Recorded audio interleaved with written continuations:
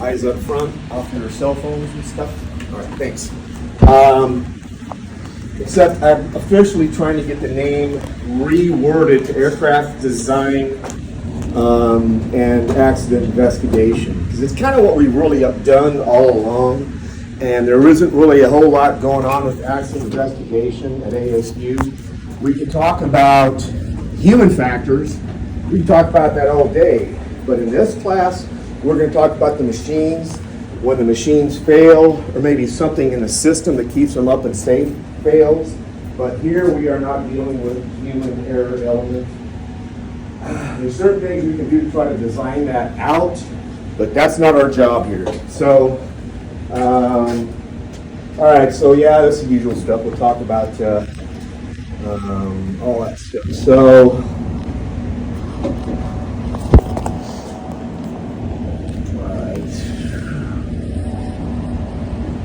all right, so basically as we're going to go through, I'm going to go through chapters. I'm going to tell you which, I have actually my book is downstairs, but we'll talk about the book in a second. These lectures supplement the book, but at the end of the day, you're still going to have to read some chapters. And who has not taken a class with me before?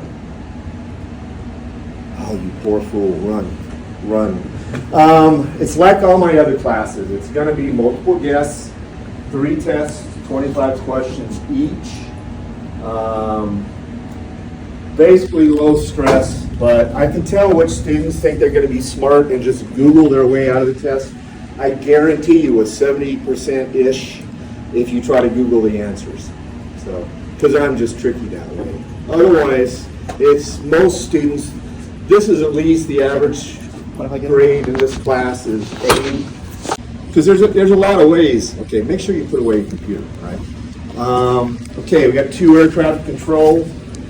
We used to have a whole lot higher percentage, so I would think. And then that night I'll start getting all these questions via email. It's like, well, we just had class and we're going to have it Thursday. So for those questions, chances are if I haven't done a good job explaining things to you and you have a question, there's probably other people that have the same question. Because sometimes what I got going on up here doesn't come out of my mouth so well. So I prefer you talk to me in person after class or whatever. But especially if it's a personal nature, you don't want everybody to be hearing. I trust that. That's really where I'm going to help you and everything. So best way, send me an email if you don't want to talk about something in front of everybody else. But otherwise, just ask me before or after class. Okay. Any questions on that? All right. Okay, required text, aircraft design, conceptual approach. I think we're up to the 6th edition on the book. And like I said, I'm sorry I left it downstairs. It's a big, thick book and everything. It's a pretty good book, though. I teach from the 5th edition, so if you want to get a used one cheaper, 5th edition, go for it. All 6th edition does is talk about electric airplanes like they're a real thing. I know we're aiming for that. 18 pages, right? And I would just try to fill in. And then we just sit around, we BS.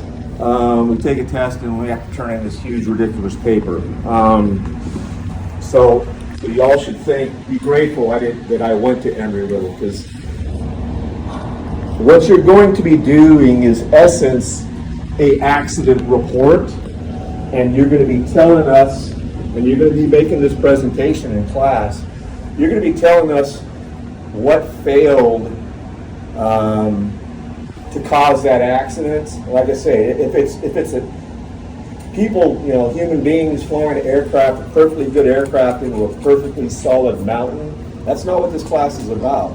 We're aircraft designers. We can't, until we get rid of people entirely, we can't design people. That's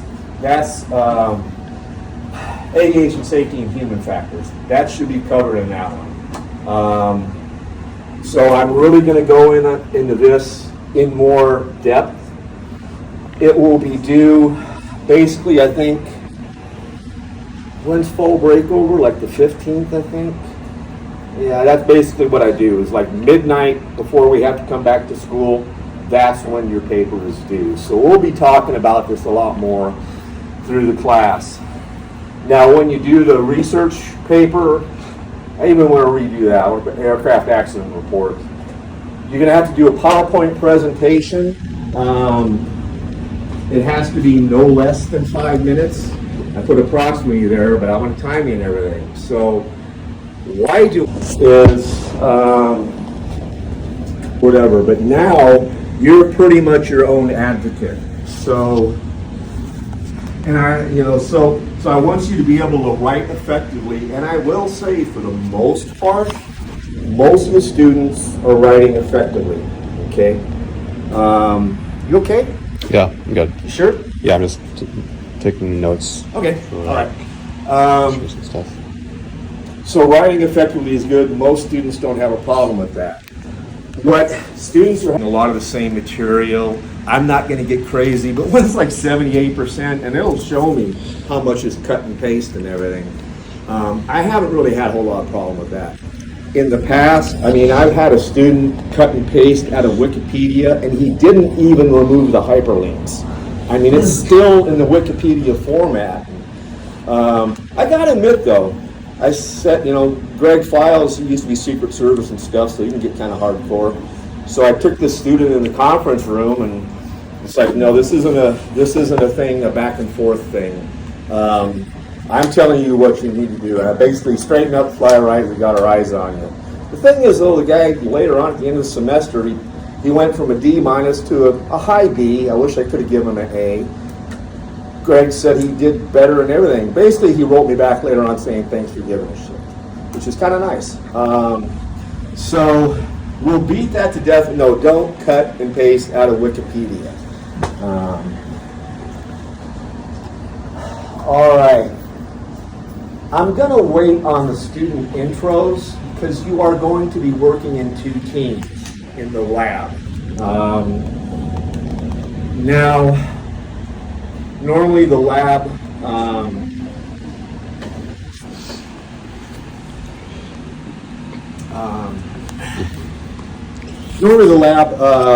Alan Bradescu runs the lab. Once upon a time I did, but I literally have a class right after this I have to teach. So he's been running the lab. Unfortunately, Alan's mom just passed away. I don't care how old you are, even an old man, I still miss my mom, What's really bad, though, is he's the executor, so I know when I had to deal with mom's belongings, it just seems like I was stripping down. Hold any lab just because I can't be in 2 places at once. So hopefully that doesn't break your heart. And having said that, we usually get done with the lab. If not before the fall break, shortly not before, then shortly after the fall break. So when Alan comes back, I know he really likes sitting in on this. So I want to wait on this because he wants to get to know you too and everything. Alan's a nice guy, so I really feel bad for what he's going through. But, so everybody understand, no labs this week? Okay. Hopefully next week will happen. If not, I'll have to find a student worker or something to run it. But I can't teach a class and do a lab. So we'll hold off on that one. All right. So what is all this worth? Your research paper, 25 points. And there's certain things, I got a Rubik and stuff. I'm not used to Rubiks. I don't really see the point, but at least it'll key you in on it. So again, throughout the course, I'll tell you what I'm looking for those 25 points.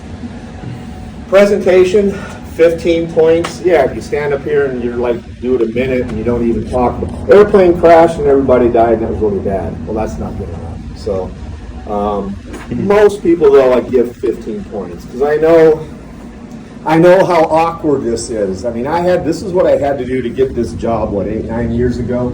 I had to do a presentation in front of all the other professors here, and Mark O'Brien and everything, and Dr. Menchek and everything. She passed, unfortunately. She hired me. Awesome. But it was supposed to be a I planned for a half-hour presentation. As we're walking to the 157 down there, she goes, "Oh no, we just want a 5-minute presentation." It's kind of tough to knock down 25 minutes of a presentation. So, because I had practiced for a half hour, so I knocked it down to 10 minutes, and they want to ask me questions for an hour and a half. So I knew I got the job. So these are the people that are going to hire me. I'm going to work for and everything. I wasn't nervous, man. I was chill, mainly because I'm talking about avionics, what we call glass panels and everything. Told about the developer of that and how that works, because most pilots just see TV screens. They don't understand the technology behind it. To me, it's all about teamwork. It's all about going into the lab. We work together. Everybody goes in. They work on the aircraft, and they leave as a unit and stuff. None of this trickling in and out and stuff. So, again, I think that's valuable because you're all coming from different places as far as your life experiences and everything. Some of you may not have ever had to really work with it very well. Now, do I care whether or not, and what we're going to be doing in the lab is we're going to be building 2 RC airplanes. Do I care whether you know how to build an RC airplane? No, I don't. Okay, that's not the function of it. The function is to work as a team, and it's kind of maddening because you'll have 25 people building one airplane. Honestly, if I gave that one airplane to 5 people, they could probably build it faster, because what's that saying? Too many cooks spoil the stew. And you can't do electronics and flight controls until the wings are built. So there's always going to be relying on each other and everything. So the lab is more of a social, I don't want to say experiment, but that's kind of what, it's not really an experiment, it's just a social thing where you got to work as a team. And I don't know how Alan Bradescu runs his lab, but yeah, my lab, everybody comes in as a team, and then we leave as a team. So for ASU, we went on spring break, and we didn't come back for like half a year, But the students almost had the airplanes done. When COVID hit, we went on spring break. Like I said, we usually have them done about the time we go on break.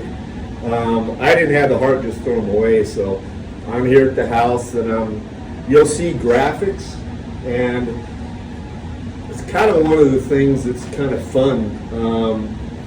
Just the stuff you all come up with, And yeah, I'm an old man, so I'm like, what's this mean, So some of it can get a little raunchy, so we got to throttle it back and make sure nobody's offended.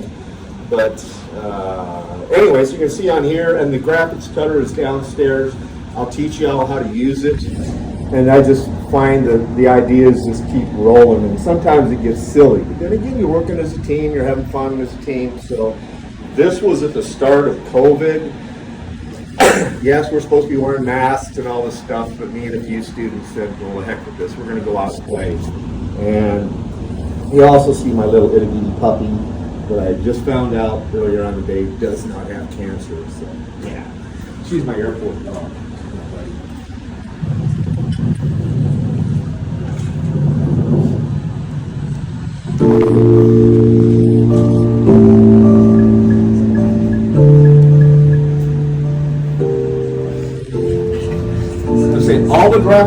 All the graphics were made by the students downstairs. None of this is store-bought.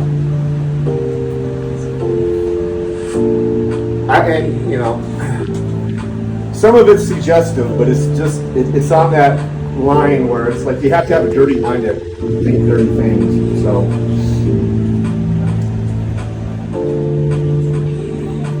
it's called the flight test guinea pig. Make everything from scratch. Mile high air will get you up while we get you there. Totally innocent, right? Anybody that says George Clinton, grandfather of funk. And like I say, it didn't start off this way. It's just they kept making stuff. So there I am in my house trying to glue the eyeballs in and stuff. We go flying Basin 115. It's an RC field down the street. Although since we only had a few students, none of them knew how to fly an RC airplane, so I had to. I flew it most of the time, and a couple of times you'll notice a light pole just jumps out and attacks my airplane, but not all of the crashes are mine.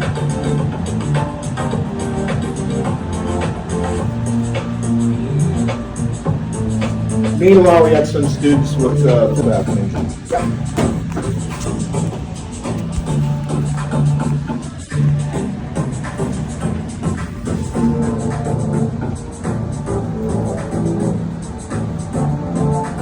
Like I say, normally there's a lot more people there, but we're still in the early COVID days.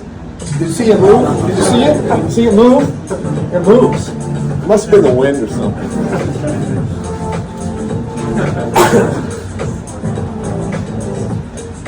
So what happens is as we keep crashing them, we just start gluing parts together and taping parts together and just getting silly. We just fly until the batteries are dead. Okay, totally not me. One of the props was put on backwards. So, Alley girl.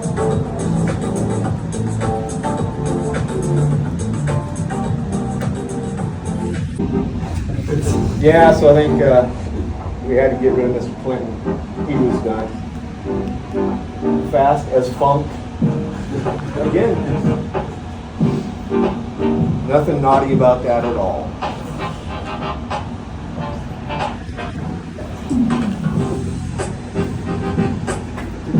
So yeah, now we're combining the two airplanes and keeping them going.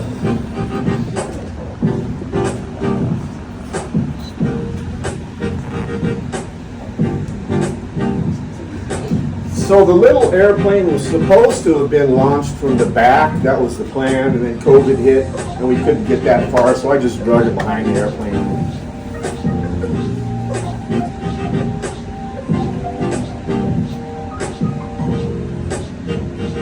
And we've had little remote drones peel off the top, and they have their own. They fly it and stuff. Anybody fly RC airplanes? Okay, no big deal. I mean, maybe my flying isn't perfect, but it wasn't bad. And then we have simulators downstairs too, so I encourage you to learn how to fly them.